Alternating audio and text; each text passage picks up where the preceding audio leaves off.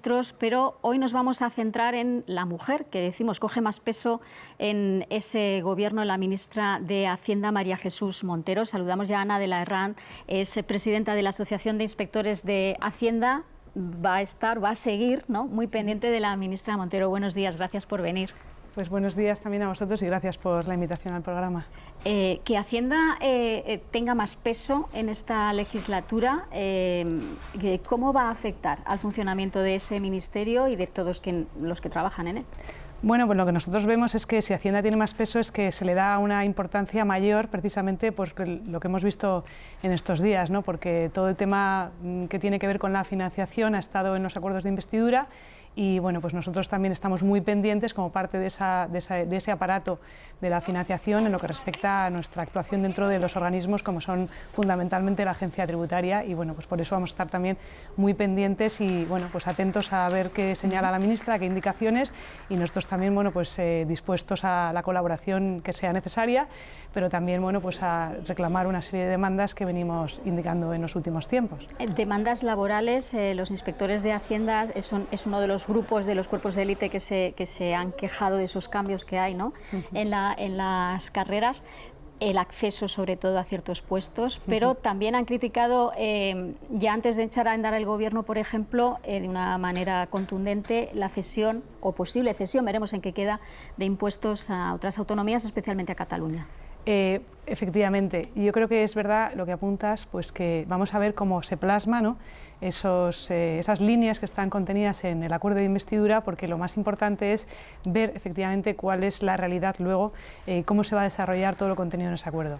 Pero es verdad que nosotros ya atisbábamos, y lo señalábamos en un comunicado hace unos días, pues un cierto peligro para lo que respecta a la función que tienen los inspectores de Hacienda en el ámbito de la Administración General del Estado y la Administración General del Estado que actúa también en este ámbito territorial que es Cataluña.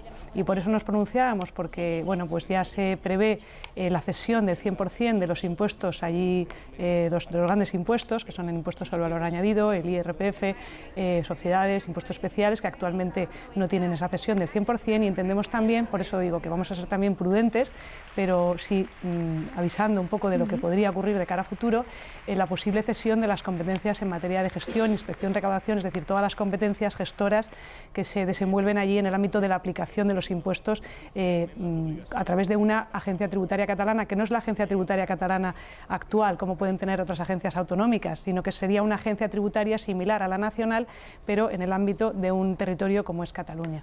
En cuanto a la reforma fiscal, que decíamos, la vivienda, bueno, se aprobó una ley, pero quedó como asignatura a resolver también en esta legislatura, pero una vez que se quedó, desde luego, asignatura pendiente fue la reforma fiscal.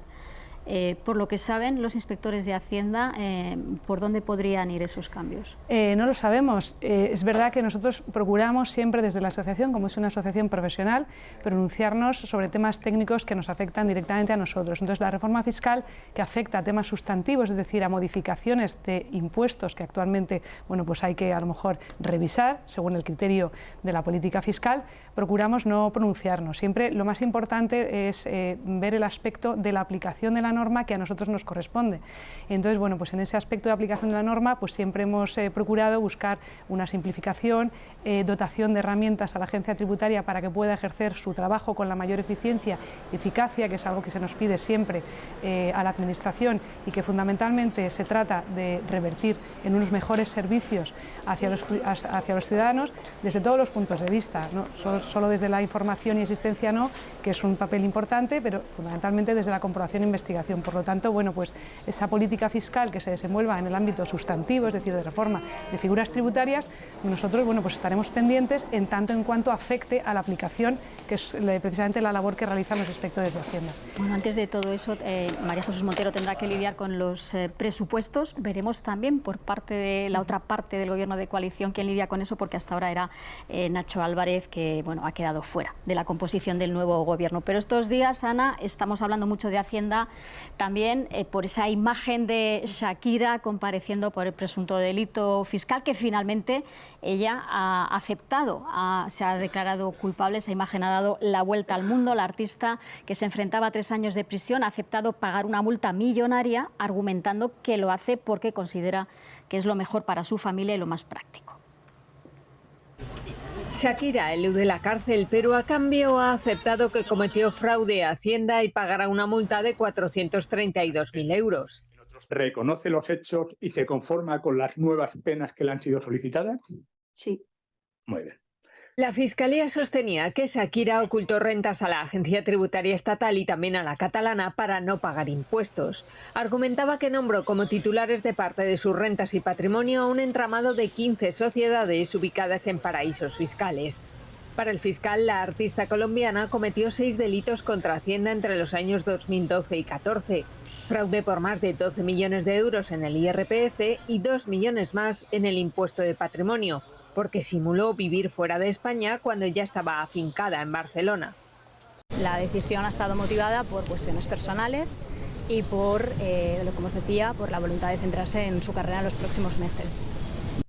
Shakira ya devolvió 14 millones que supuestamente debía Hacienda y 3 más en concepto de intereses. Pendiente queda el caso por el ejercicio fiscal de 2011 que se juzga por vía administrativa. La colombiana insiste en que visitó nuestro país durante 70 días. Bueno, Ana, ¿es realmente creíble el argumento de que Shakira se declara culpable pues, por salir del lío y prefiero pagar el dinero que lo tengo que pelear que soy inocente, como hizo, por ejemplo, Xabi Alonso? Bueno, yo creo que eso es, en fin, afecta a cada contribuyente. Es verdad que estamos viendo en los últimos tiempos, bueno, pues una serie de famosos que salen a la palestra con temas relacionados con Hacienda, y yo creo que eso, al menos lo vemos desde nuestro colectivo, es importante porque se ve que no hay contribuyentes de primera y de segunda, es decir, que Hacienda, frente a Hacienda, somos todos iguales. Y que no va a haber ningún trato a favor, ningún trato preferencial con respecto a ningún contribuyente, y además produce un efecto también disuasorio para que se vea, bueno, de cara al resto de los contribuyentes, bueno, pues que Hacienda cumple con su ley y además cumple siempre con toda la objetividad, porque sirve bueno, pues con esa objetividad a los intereses generales como administración que es. Y además en este ámbito yo creo que es importante ver precisamente desde el punto de vista interno de la propia organización, que antes también apuntabas, que una de las demandas que hemos tenido también en estos últimos tiempos frente a la ministra, que bueno, pues intentaremos volver a tratar con ella de estos asuntos que no hemos podido tratar con ella a nivel personal, a nivel particular, pero es importante ver eso, cómo actúa la administración de manera objetiva, precisamente porque está elegida de una manera muy objetiva. Y bueno, como me comentabas antes sobre todo el tema de los procesos de selección, ¿no?, de los funcionarios, pues es verdad que nosotros vemos en este sentido la importancia, y en estos casos se ve muy bien, ¿no?, que da igual quién haya al otro lado de la administración, porque va a aplicar la ley. Pero ¿por qué es importante eso? Porque ha sido elegido esa persona, ese funcionario, con una objetividad en el proceso selectivo y con una alta preparación. Entonces, bueno, eso también yo creo que a los contribuyentes les tiene que proporcionar una cierta tranquilidad, porque bueno, pues va a tratar a los contribuyentes de Ana, manera igualitaria. Este tipo de perfiles, un poco esto, ¿no?, para dar ejemplo, y en el caso de Shakira dice, bueno, lo pago, puede salir de esto así. Pero en los casos en los que no se pueda pagar, o en los casos, decimos, solo de todos los casos de celebridades que hemos visto en los últimos, y no son pocos, solo uno, el futbolista Xabi Alonso, dijo, no, yo soy inocente y llego hasta el final. Al final les sale más rentable, no peleo con Hacienda, le pago, y aunque yo pueda tener razón, prefiero salir así de esta. Eso yo creo que es difícil pronunciarse, por lo que digo, no podemos hablar de casos concretos nosotros, porque tenemos además la obligación de reserva de estos datos de carácter personal, pero sí que bueno, pues es una decisión que se adopta por el contribuyente y nosotros la respetamos, pero yo creo que es importante de cara, ¿no?, pues saber cómo tratamos efectivamente a todos los contribuyentes de una manera igualitaria. Y luego, bueno, pues hay gente que entiende que tiene que seguir con ese proceso hasta el final. Bueno, pues es la posibilidad, el derecho a la tutela y el derecho a la posibilidad de acudir a los jueces para discutir el asunto que tenemos todos los españoles. En muchos de estos casos, esos grandes patrimonios, o a veces incluso pequeños, hay gente que va a hacer la declaración de Hacienda a la propia agencia tributaria y el funcionario pues comete un error. En esos casos, si uno al final se ve metido en el juicio, puede decir, es que es mi gestor, no soy yo. ¿Y puedes traspasar la responsabilidad de alguna manera o no? Bueno, el obligado tributario, eso también es una cosa que la gente, bueno, pues igual confunde un poco, ¿no? Porque el obligado tributario es la persona, no es el gestor, puede haber una responsabilidad que puedo repetir contra luego el gestor, pero efectivamente el obligado tributario es esa persona física o ese, en fin, esa entidad. Y entonces eso, bueno, pues es el mecanismo que se articula en nuestra norma tributaria y, insisto, independientemente de que luego se pague la deuda y se repita contra el gestor por incurrir en una determinada responsabilidad al haberle efectuado esa representación, pero el obligado tributario es ahí en fin, el sujeto del que se trate, ¿no? Bueno, ahí no hay cómo zafarse. Ana de la Herrán, muchísimas gracias por venir, presidenta de la Asociación de Inspectores de Hacienda. Veremos cómo evoluciona todo lo que tiene entre manos la ministra Montero, que no es poco, y seguiremos hablando. Gracias. Pues muchísimas gracias a ustedes. Hasta otro día. Hasta otro día. Bueno, hablábamos de